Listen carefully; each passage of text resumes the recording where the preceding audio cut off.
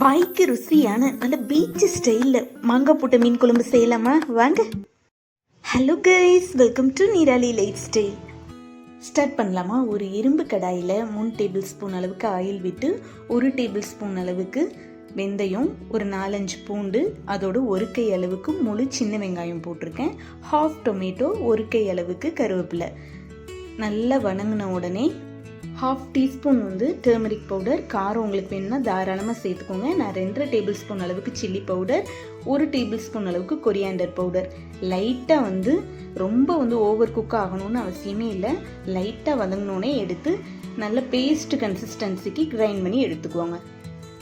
இப்போ அதே கடாயில் 1 டேபிள் ஸ்பூன் அளவுக்கு ஆயில், 1 டேபிள் ஸ்பூன் வெந்தயம், அரைச்சி வச்சுருந்த பேஸ்ட்டை இதில் ஆட் பண்ணிக்கலாம். நல்லா கொதிச்சு வர டயத்தில் ஒரு பிஞ்ச் புளி தண்ணி மட்டும் ஆட் பண்ணியிருக்கேன்.